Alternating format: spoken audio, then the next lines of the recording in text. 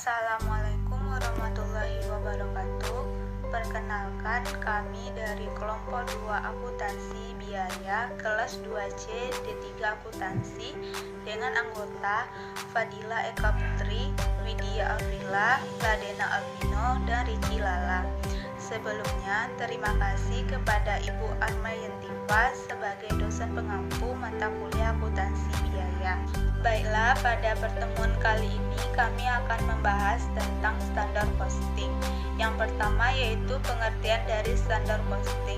Standar costing adalah biaya yang telah ditentukan sebelumnya untuk memproduksi satu unit atau sejumlah unit produk selama satu periode yang tertentu di masa yang akan datang. Dan biaya ini adalah suatu biaya yang sudah direncanakan dan diharapkan akan terjadi di kurun waktu tersebut. Meskipun pada kenyataan sering berbeda dengan biaya aktual yang terjadi, di mana perbedaan itu nantinya akan dikenal sebagai variance. Berikutnya yaitu tentang kegunaan standar costing.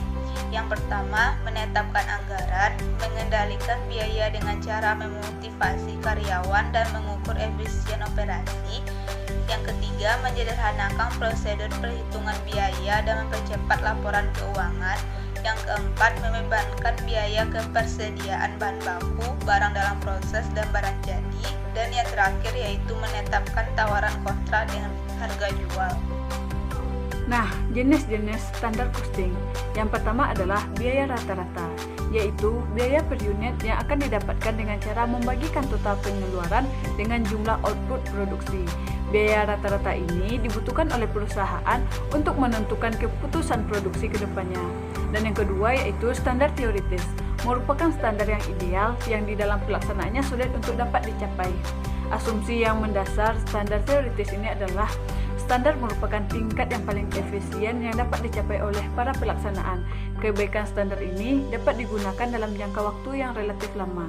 Nah, yang ketiga adalah standar lama, yaitu didasarkan atas taksiran biaya di masa yang akan datang di bawah asumsi keadaan ekonomi dan kegiatan yang normal. Standar ini berguna bagi manajemen dalam perencanaan jangka panjang dan dalam pengambilan keputusan yang bersifat jangka panjang. Dan yang terakhir, yang keempat adalah pelaksanaan terbaik yang dapat dicapai. Didasarkan pada tingkat pelaksanaan terbaik yang dapat dicapai dengan memperhitungkan ketidakefisienan kegiatan yang tidak dapat dihindari terjadinya. Hubungan antara standar costing dan anggaran. Biaya standar dengan anggaran mempunyai hubungan yang erat, seperti dikutip dalam buku Cost Accounting, Planning and Controlling yang telah dialih bahasakan oleh Alfonso Sirat dan Herman Wibowo sebagai berikut. Penyusunan anggaran tanpa biaya standar tak akan memungkinkan kita untuk mencapai sistem pengendalian anggaran yang sebenarnya. Dengan memakai biaya standar, mempersiapkan anggaran untuk setiap volume dan bauran produksi akan menjadi lebih cepat dan dapat diandalkan. Biaya standar sangat diperlukan dan mempunyai peranan besar terhadap penyusunan anggaran.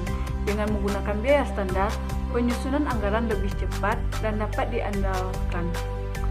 Berdasarkan uraian tersebut, dapat disimpulkan bahwa biaya standar merupakan dasar dalam penyusunan anggaran, di mana standar menyatakan yang sebenarnya bila pelaksanaan tertentu tercapai, sedangkan anggaran merupakan yang diharapkan, maka volume kegiatan tersebut, dan bila keduanya dipakai bersamaan, maka anggaran merupakan ikhtisar dari biaya standar.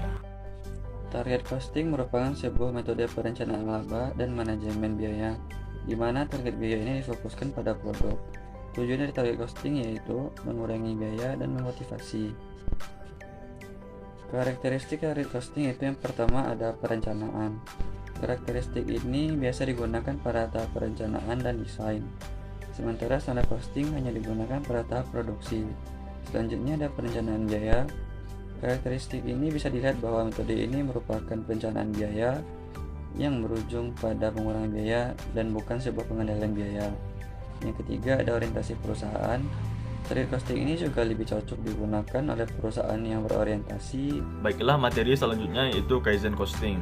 Kaizen Costing merupakan sistem yang menyediakan data yang relevan untuk mendukung Lean Production System, di mana Kaizen Costing ini memiliki beberapa tujuan, yaitu untuk memastikan bahwa produk yang dihasilkan dapat memenuhi atau melebihi keinginan pelanggan, baik dari segi kualitas, fungsi, dan harga agar dapat bersaing secara efektif.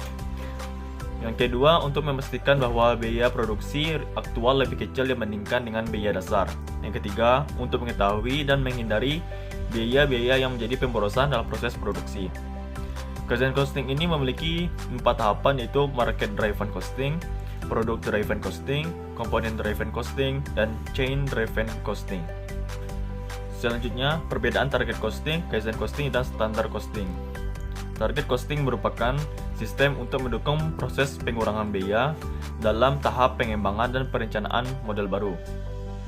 Yang kedua, Kaizen Costing merupakan sistem untuk mendukung proses pengurangan biaya dalam tahap pemanufakturan produk yang ada. Yang ketiga, Standard Costing, yaitu untuk memudahkan pembuatan rencana, kegiatan, dan perencanaan anggaran untuk memudahkan penentuan kebijaksanaan dalam melaksanakan kegiatan produksi untuk pengawasan biaya. Jadi itulah presentasi dari kami mengenai Standard Costing. Semoga bermanfaat. Wassalamualaikum warahmatullahi wabarakatuh.